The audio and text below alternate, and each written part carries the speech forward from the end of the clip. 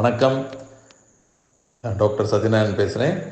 First of all thank you for வாட்சிங் my YouTube channel. என்னுடைய YouTube சேனலை பார்ப்பதற்கு எல்லோருக்கும் என்னுடைய மனமார்ந்த நன்றிகள். இன்றைக்கு நம்முடைய வீடியோவில் சர்க்கரை நோயாளிகள் ஒரு சில பேருக்கு இந்த நகங்கள் மஞ்சளாக காணப்படும்.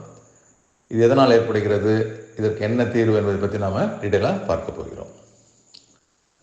சர்க்கரை நோயாளிகள் ஒரு சில பேருக்கு சாதாரணமாகவே நகங்கள் மஞ்சளாக இருக்கும். இதற்கு காரணம் இந்த நகங்களில் உள்ள கொலாஜனில் இரத்த சர்க்கரை ஏற்படுத்தக்கூடிய மாற்றம்.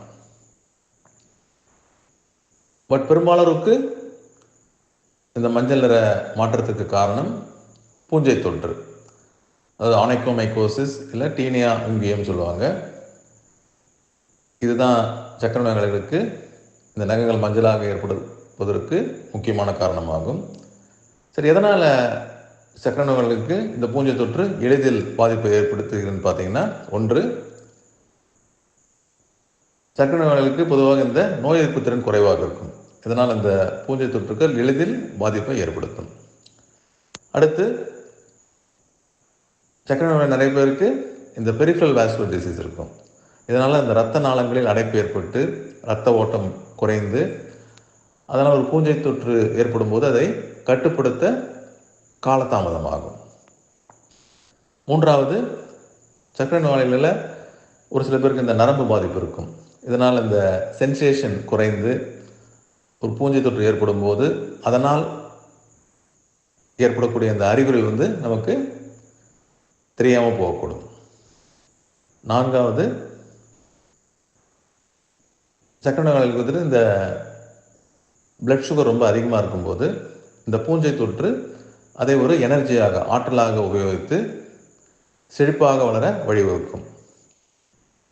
அப்புறம் சர்க்கரை நோயாளிகளுக்கு நிறைய பேருக்கு இந்த நகங்கள், கால்கள் சிறிய காயங்கள் இருந்துச்சுன்னா அதன் மூலமாக இந்த பூஞ்சை தொற்று எளிதில் உடலுக்குள் சென்று அதனால் ஒரு தொற்றை ஏற்படுத்தலாம். ஸோ இந்த நகங்கள் மஞ்சளாக மாறுவதற்கு முக்கியமான காரணம் சர்க்கரை நோய். சில சமயம் சர்க்கரை நோய் இல்லாத வேறு சில காரணங்களும் இந்த மஞ்சள் நிறத்தை ஏற்படுத்தும். ஸோ குறிப்பிட்டு சொல்ல போனால் இந்த நுரையீரல் சம்மந்தப்பட்ட பிரச்சனைகள், பிராங்கைடிஸ் சொல்லுவாங்க, அப்புறம் டியூபர்குலோசிஸ், அப்புறம் லிம்ஃபாட்டிக் டிஸ்ஃபங்க்ஷன், அப்புறம் சொரியாசிஸ், தைராய்டு பிரச்சனைகள், அப்புறம் மஞ்சள் காமாலை, சில சமயம் மருந்துகளின் பக்க விளைவுகள், குனாக்ரின் அப்படின்ற மருந்து எடுத்துக்கொள்ளும் போது நகங்கள் மஞ்சளாக மாறிவிடும்.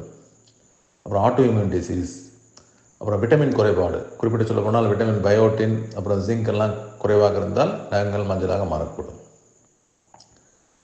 சரி, இதுக்கு என்ன தீர்வுன்னு பார்த்தீங்கன்னா, ஸோ முக்கியமான காரணம் நகங்கள் மஞ்சளாக மாறுவதற்கு பூஞ்சை தொற்று தான். ஸோ நம்ம ஆன்டிஃபங்கல் க்ரீம்ஸ் இல்லை ஆன்டிஃபங்கல் மெடிசன்ஸ் எடுத்துக்கொண்டோம் என்றால் இதை நாம் சரி செய்யலாம்.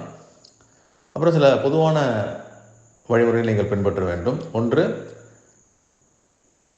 இந்த பூஞ்சை தொற்று பொதுவாக இந்த கால்கள் ஏற்படக்கூடிய இந்த வெட்டுக்கள், காயங்கள் மூலமாக தான் உடலுக்குள் செல்கிறது. ஸோ சர்க்கரை நோயாளிகள் தினமும் தங்களுடைய கால்களை இரவு தூங்குவதற்கு முன் சுய பரிசோதனை செய்து கொள்ள வேண்டும். அதாவது ஏதாவது வெட்டுக்கள், காயங்கள் இல்லை நிறம் மாறுதல் தான் இருக்கான்னு சொல்லிட்டு. இரண்டாவது, சர்க்கரை நோயாளிகள் வெளியே எங்கே போயிட்டு வந்தால் உடனே கை காலை நன்றாக கழுவ வேண்டும்.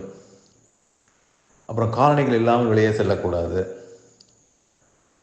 அப்புறம் கை காலில் இந்த ஈரப்பதம், அந்த மாய்ஸ்ட்னஸ் இல்லாமல் பார்த்து கொள்ள வேண்டும். ஏனென்றால் இந்த பூஞ்சை தொற்று இந்த ஈரப்பதம் அதிகமாக இருக்கக்கூடிய சூழலில் செழிப்பாக வளரும்.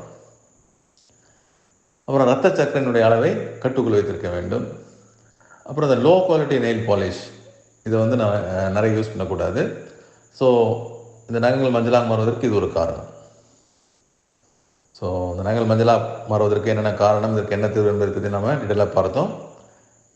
இந்த வீடியோ பிடிச்சிருந்தால் லைக் பண்ணுங்கள், ஷேர் பண்ணுங்கள். நன்றி, வணக்கம்.